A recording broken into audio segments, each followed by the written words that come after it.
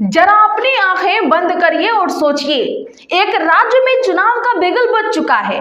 पहले चरण के नामांकन की तारीख खत्म हो चुकी है और वोटिंग में महज 15 से 16 दिन ही बाकी हैं।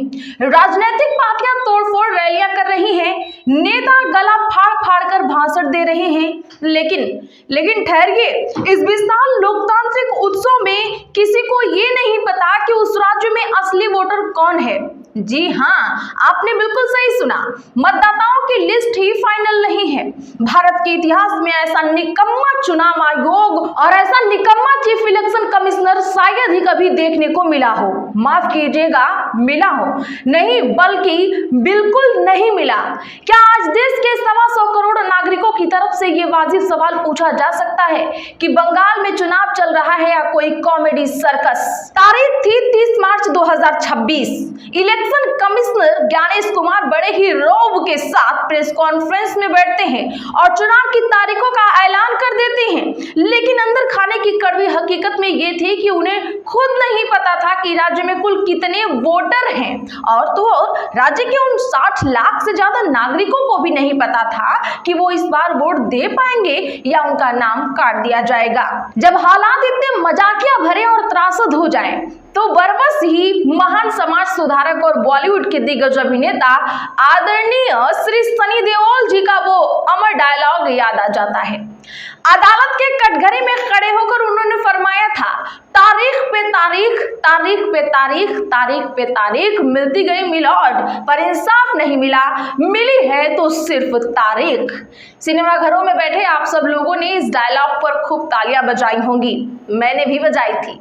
लेकिन हुजूर, जरा आंखें खोलिए, ये कोई सिनेमा नहीं चल रहा है, ये हमारा और आपका असल जीवन है, ये भारत का लोकतंत्र है, ये किसी भी आम नागरिक के सबसे बुनियादी, सबसे जरूरी अधिकार का सवाल है। वोट देने का अधिकार, अपना प्रतिनिधि चुनने का अधिकार। आचार संहिता लागू होने के एक हफ्ते बाद चुनाव आयोग की हालत इतनी खस्ता हो गई है कि 6 अप्रैल 2026 को सुप्रीम कोर्ट को डंडा लेके बीच में कूदना पड़ा है। सुप्रीम कोर्ट को मतदाता सूची अपडेट करने के लिए चुनाव आयोग को 24 घंटे का अल्टीमेटम और 1 दिन की समय सीमा बढ़ानी पड़ी है। विशेष गहन पुनरीक्षण यानी SIR, स्पेशल इंटेंसिव रिवीजन के तहत न्यायाधिकरणों को दस्तावेज को फिर से देखने का कड़ा आदेश दिया गया। और सबसे बड़ा मजाक तो देखिए, देश इस असामान्य, अलोकतांत्रिक और भयानक स्थिति को सामान्य मानने पर मजबूर है। जरा इस नॉर्मल स्थिति की क्रोनोलॉजी को आप समझिएगा दोस्तों। खुद निर्वाचन आयोग बेशर्मी से सुप्रीम कोर्ट में खड़ा होकर कहता है, माय लॉर्ड, हम अभी तक SIR का काम पूरा नहीं कर पाए हैं। आयोग ने कोर्ट को बताया कि पश्चिम बंगाल में मतदाता सूची से जो नाम हटाए गए थे, उन पर दावों और आपत्तियों को लेकर न्यायिक अधिकारियों ने अब तक 59 लाख से अधिक मामलों का निपटारा किया है। जरा आंकड़े सुनिए, 59 लाख, और ये सबका नहीं है। बचे हुए दावों पर दिन में फैसला किया जाएगा ताकि समय पर काम पूरा कर सके। वाह रे चुनाव आयोग, चुनाव प्रक्रिया अपने चरम पर है। बीच चुनाव में SIR की प्रक्रिया चल रही है और इसे कहा जा रहा है कि काम समय पर हो रहा है। चुनाव आयोग ने सीना तान कर कहा है कि बचे हुए मतदाताओं की पूरक सूची रात तक प्रकाशित कर दी जाएगी। अब इस पर सुप्रीम कोर्ट ने कहा, हम संतुष्ट हैं। कोर्ट ने उस सनसनीखेज पत्र का भी हवाला दिया जो कोलकाता हाईकोर्ट के चीफ जस्टिस ने भेजा था। इस पत्र में बताया गया है कि हटाए गए 60 लाख मतदाताओं के दावों पर युद्ध स्तर पर काम चल रहा है, वो भी चुनाव के बिल्कुल बीचों बीच। सुप्रीम कोर्ट ने यह भी कहा कि मालदा जिले में लगभग 8 लाख दावों का निपटारा कर दिया गया है। प्रगति संतोषजनक है और शेष मामलों का निपटारा भी जल्द ही पूरा होना चाहिए। लेकिन दोस्तों, मालदा में जो हुआ वो किसी संतोषजनक प्रगति की कहानी नहीं कहता। आपको याद दिला दूं कि मालदा वही जगह है जहां SIR में नाम काटे जाने के विरोध में जनता का गुस्सा ज्वालामुखी की तरह फट पड़ा। प्रदर्शन के दौरान गुस्साए नागरिकों ने 7 चुनाव पर्यवेक्षकों और जजों को घंटों तक बंधक बना के रख लिया था। इस घटना पर हम तफसील से आएंगे, लेकिन उससे पहले जरा सुनिए कि मुख्यमंत्री ममता बनर्जी के वकील ने सुप्रीम कोर्ट में क्या धमाका किया है। उनके वकील ने शीर्ष अदालत को बताया कि हटाए गए मतदाताओं के खिलाफ अपील सुनने के लिए जो 19 न्यायाधिकरण बनाए गए थे वो तो अभी कामकाज के लिए चालू ही नहीं हुए हैं। ये कैसा चुनाव हो रहा है? और मजे की बात देखिए दोस्तों, सुप्रीम कोर्ट चुनाव आयोग को यह कहने से मना नहीं कर पाया कि आप झूठ बोल रहे हैं। चीफ जस्टिस सूर्यकांत ने तुरंत निर्देश दिया कि ऐसा माहौल बनाना चाहिए ताकि न्यायाधिकरण अपने फैसलों को तेजी गति से निपटा सके। चुनाव के बीच में सुप्रीम कोर्ट को कलकत्ता हाई कोर्ट के चीफ जस्टिस से कहना पड़ा है कि अपील निपटाने की प्रक्रिया तय करने के लिए 3 जजों की समिति आज ही बनाई जाए। तो चलिए अब लौटते हैं मालदा की उस खौफनाक घटना पर, जब मालदा में उग्र भीड़ ने न्यायिक अधिकारियों और पर्यवेक्षकों को बंधक बना लिया। तो सवाल उठा कि पश्चिम बंगाल में इस समय कानून व्यवस्था की बागडोर आखिर है तो है किसके हाथ में? जरा दिमाग पर आप जोर डालकर बताइएगा। जवाब बिल्कुल साफ है, ज्ञानेश कुमार और उनका चुनाव आयोग। हर डीएम, हर एसपी चुनाव आयोग के इशारे पर नाच रहा है, लेकिन सुप्रीम कोर्ट चुनाव आयोग को सीधे तौर पर कटघरे में खड़ा करने से लगातार हिचक रहा है। क्या चुनाव आयोग की जवाबदेही तय किए बिना इस घटना की मुकम्मल जांच हो सकती है? बिल्कुल नहीं। लेकिन बिना जवाबदेही तय किए पूरी की पूरी जांच एनआईए के हवाले कर दी गई। बहुत बढ़िया, बिल्कुल ठीक किया। लेकिन क्या आप देश की इस सबसे बड़ी आतंकवाद निरोधी एजेंसी यानी एनआईए का शानदार ट्रैक रिकॉर्ड जानना चाहेंगे? ये वही एनआईए है जिसका गठन बड़े आतंकी हमलों की जांच के लिए हुआ था, न कि प्रदर्शनकारियों के पत्थरबाजी की जांच के लिए। जरा एनआईए का इतिहास खंगालिए। ये वही एनआईए है जो पूरे 19 साल गुजर जाने के बाद भी ये पता नहीं लगा सकी कि 2007 के समझौता एक्सप्रेस धमाके में 68 मासूम लोगों की जान लेने वाले असली गुनहगार कौन थे। जैसे कि मामले में हिंदुत्व का एंगल आया, सारी जांच हवा हो गई, फुस हो गई। 2019 में कोर्ट ने सबूतों के अभाव में सभी आरोपियों को बाइज्जत बरी कर दिया। ये वही एनआईए है जो 18 साल में ये नहीं खोज पाया कि 2008 में मालेगांव कांड किसने किए थे। इस जांच में एनआईए ने जो सबसे महान काम किया वो ये था कि उसने मामले के सबसे बड़े आरोपियों में से एक साध्वी प्रज्ञा सिंह ठाकुर और कर्नल पुरोहित को अपनी तरफ से क्लीन चिट दे दी। और तो और ये वही एनआईए है जिसे 7 साल बीत जाने के बाद आज तक ये नहीं पता चल पाया कि 2019 के पुलवामा कांड के पीछे असल में किन लोगों का हाथ था।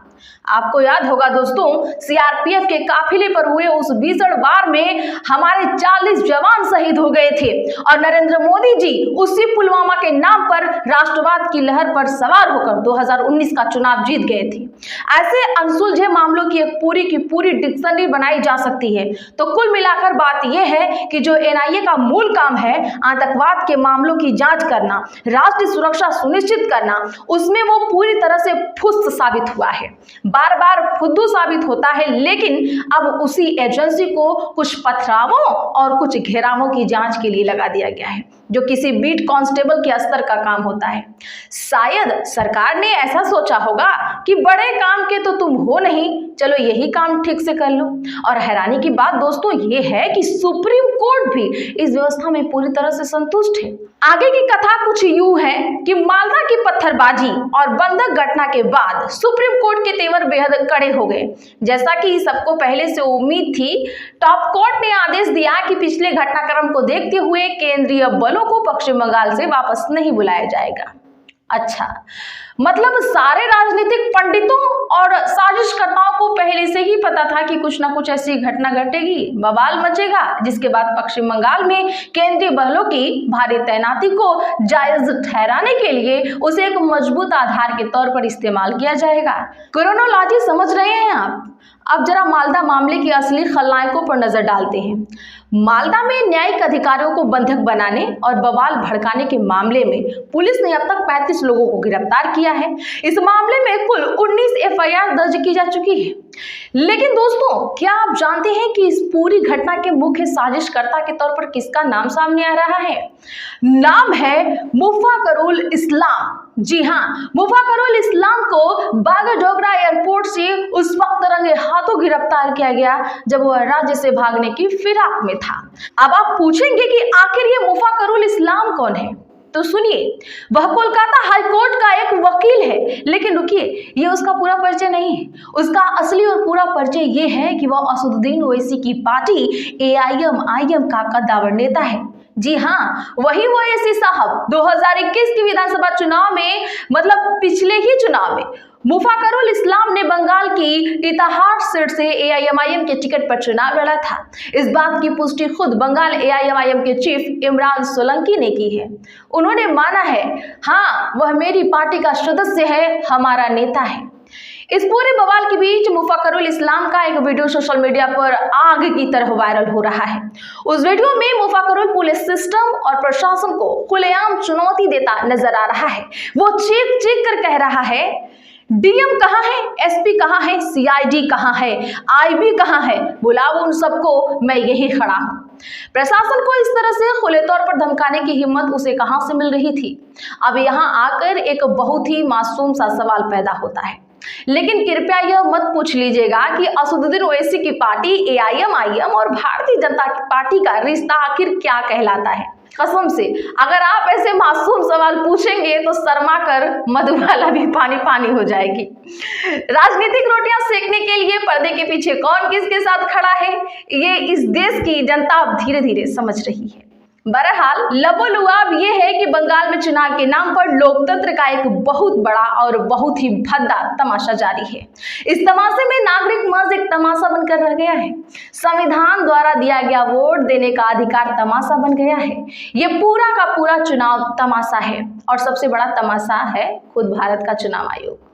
इस भव्य लोकतांत्रिक तमाशे में आपका स्वागत है। इस वीडियो में बस इतना ही, लेकिन अगर आपने अभी तक SP लाइव को सब्सक्राइब नहीं किया है तो फौरन कर लीजिए। वो जो बेल आइकन है घंटी जैसी आकृति, उसे जरूर दबा लीजिए ताकि हमारे वीडियो सबसे पहले आप तक पहुंचे। लाइक कीजिए और कमेंट बॉक्स में जाकर हमें जरूर बताइएगा कि इस पूरे घटनाक्रम पर आपकी क्या राय है और हमारा यह वीडियो आपको कैसा लगा। धन्यवाद।